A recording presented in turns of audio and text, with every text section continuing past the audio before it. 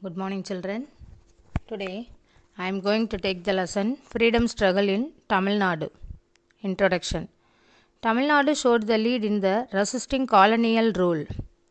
During the 18th century, the Palekaras resisted the English attempts to establish their political hegemony, that means dominance in power, in Tamil Nadu. Even after the defeat of the Palekaras, an uprising was organized by Indian sepoys and officers in Vellore Fort in the year of 1806 that had its echoes in several cantonments in South India. Thanks to the introduction of the Western education and eventual emergence of educated Indian middle class, the struggle against the British took the constitutional path.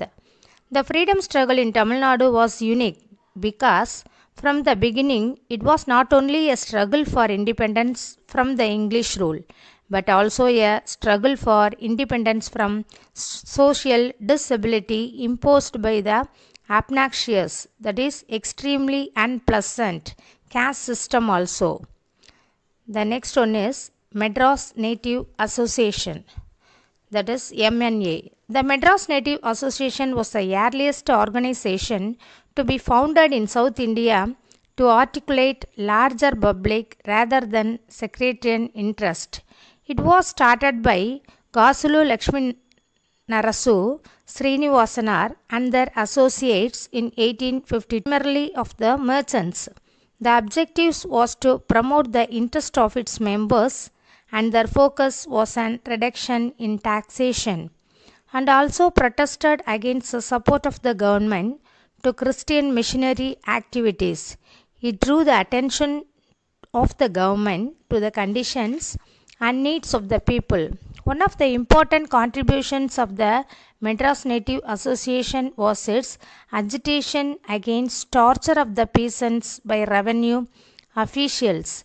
These efforts led to the establishment of the Torture Commission and eventual abolition of the Torture Act, which justified the collection of land revenue through the torture.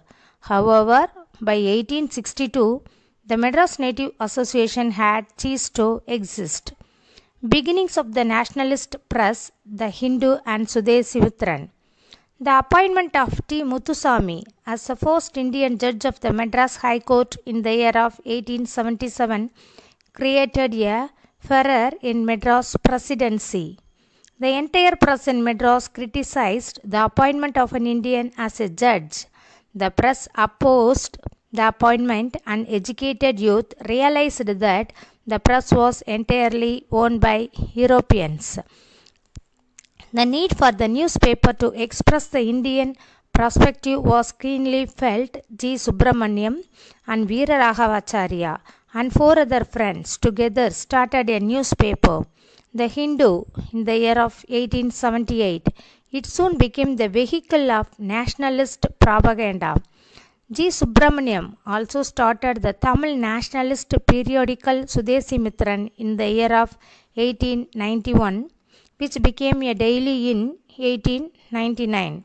The founding of the Hindu and Sudesimitran provided encouragement to the starting of other native newspapers such as Indian Patriot, South Indian Mail, Madras Standard and Suryodayam and India.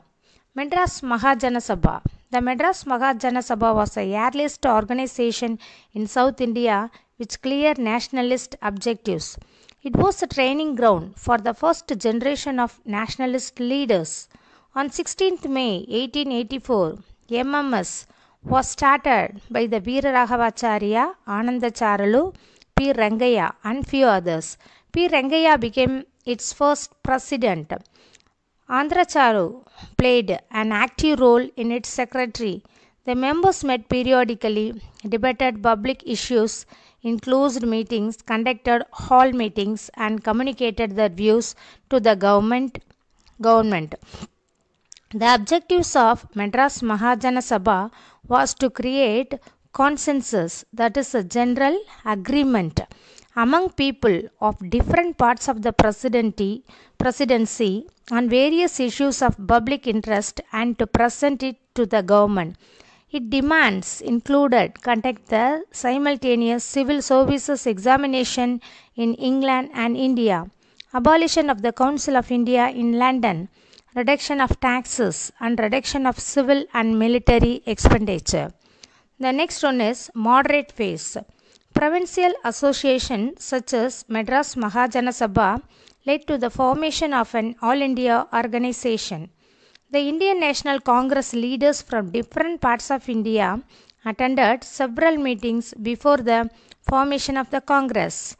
One such meeting was held in December 1884 in Theosophical Society.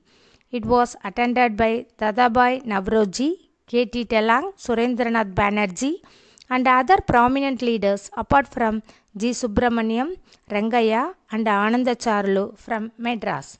The first session of the Indian National Congress was held in 1885 at Bombay. Out of a total of 72 delegates, 22 members were from Madras. C. Subramaniam, through his writings, advanced the cause of nationalism. He ranks with Navroji and Gokhale for his contribution to the understanding of the economic exploitation of India by the British. The second session of the Indian National Congress was held in Calcutta in 1886 with Dadabhai Navroji in the chair.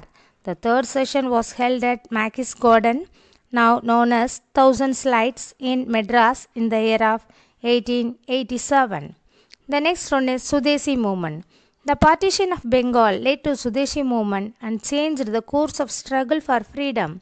In various parts of India, especially Bengal, Punjab, and Maharashtra, popular leaders emerged. They implemented the program of the Calcutta Congress, which called upon the nation to promote Swadeshi enterprise, boycott foreign goods, and promote national education. In response, in Tamil Nadu, V.O. Chidambaranar, Subramanya Bharati, and Surendranath were some of the prominent leaders in Tamil Nadu. Public meetings attended by thousands of people were organized in various parts of Tamil Nadu. Tamil Nadu was used as the public platform for the first to mobilize the people. Mobilize, that means prepare and organize. Subramanya Bharati patriotic songs were especially very important in stirring patriotic emotion. Stirring means the beginning of a feeling. Many journals were started to propagate Swadeshi ideals. Swadeshi Mitran and India were prominent journals. The extremist leader Bipin Chandrapal turned Madras and delivered lectures which inspired the youth. Students and youth participated widely in the Swadeshi movement. Swadeshi steam navigation.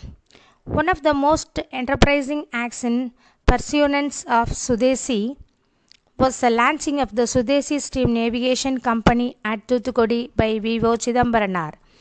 He purchased two ships, Gallia and Lavo, and sailed them between Thoothukudi and Colombo.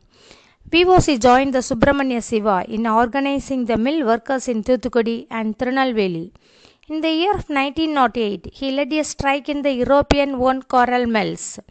It coincided with the release of Bipin Chandrapal. V.O.C. and Subramanya Siva, who organized a public meeting to celebrate release of Bipin, were arrested. The two leaders were charged with sedition and sentenced to rigorous imprisonment. V.O.C. was given to the draconian sentence of 2 life imprisonments. The news of arrest spread riots in Tirunelveli, leading to the burning down of the police station, court, building, and municipal office. Then revolutionary activities in Tamil Nadu.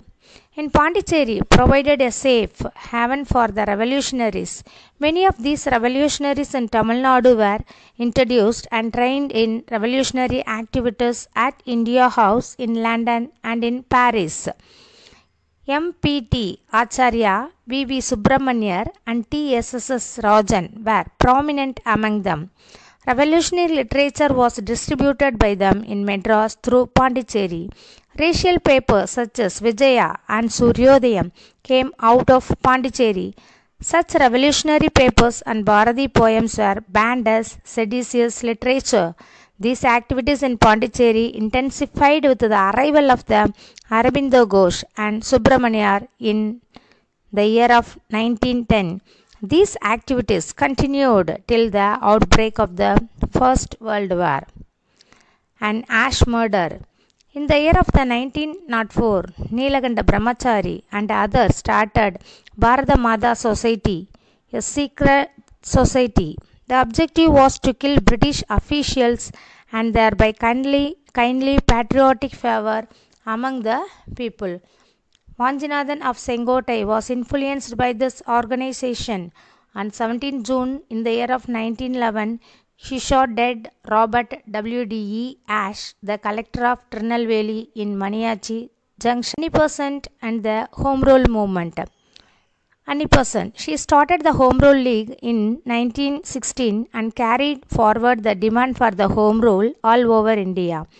G.S. Arundel, B.P. Vadia, and C.P. Ramasamy assisted her in the campaign. They demanded Home Rule with only the nominal alliance to British Crown. She started the newspaper New India and Commonweal to carry forward her agenda.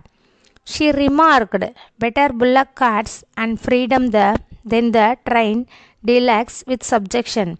Under the Press Act 1910, any person was asked to pay hefty amount as security. She wrote two books, How India Wrought for Freedom and India, a Nation, and a pamphlet on self-government.